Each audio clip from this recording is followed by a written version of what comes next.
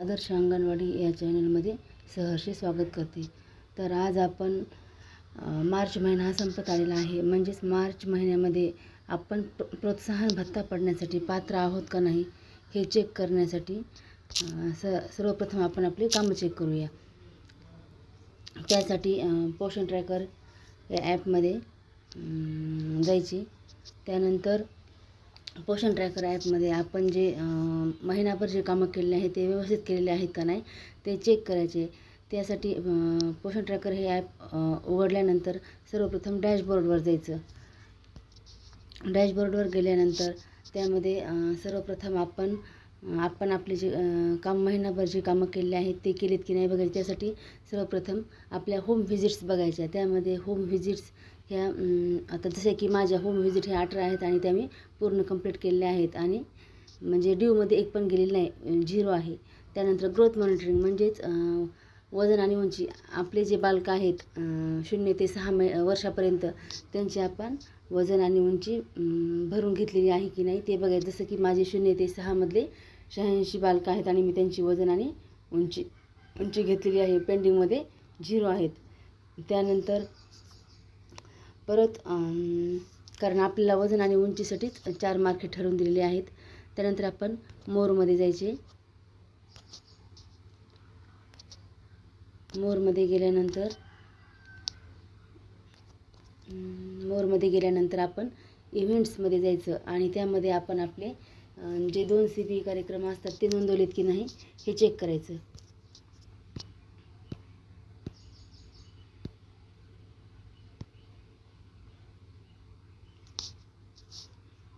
आता इथे आपण आधी लसीकरण चेक करू. VHSND भरलेली आहे की नाही. भरलेली असेल तर इथे ॲक्च्युअल डेट म्हणून आपली तारीख आलेली असते. आणि त्यानंतर CBE कार्यक्रम 2 CBE कार्यक्रम भरायचे. जसे की मी अन्नप्राशन दिवस आणि inviting woman in during second and first trimester of pregnancy हे 2 भरलेले आहेत. त्यानंतर VHSND झाली, CBE झाली, हे दोन्ही कार्यक्रम झाले. त्यानंतर आता आपण परत मोरमध्ये येऊन स्टॉक रजिस्टर भरलेले आहे की नाही बघायचे. त्यामध्ये THR म्हणजेच टेक होम रेशन हे भरलेलं आहे आणि आपण ते किती तारखेला नोंदवले आहे इथं दिसते. जसं की मी 1/3/2026ला नोंदवलेलं आहे आणि 216 पुढे हे दिलेले आहे. ते ॲरोवर जर टच केलं तर स्टॉक रिसीव 216 असा आकडा दिसतो. त्यानंतर परत यायचं HCM या बटनवर जायचे आणि तिथं आपण आपला 3 ते 6 वर्षाचा शिजवलेला खाऊ नोंदवलेला आहे का नाही हे पाहायचं. जसं की मी 1/3/2026ला आमचा हा खाऊ नोंदवलेला आहे आणि तो या बाणावर जर क्लिक केला आपण म्हणजे तर दिसतो किती 1,38,000 असा ग्रॅम्समध्ये आहे असं दिसतं. त्यानंतर हे झाले आणि त्यानंतर आता डेली ट्रॅकिंगमध्ये जायचं आणि हे महत्त्वाचे 3 बदल आहेत. जसं की आता हे अटेंडन्स, मॉर्निंग स्नॅक्स,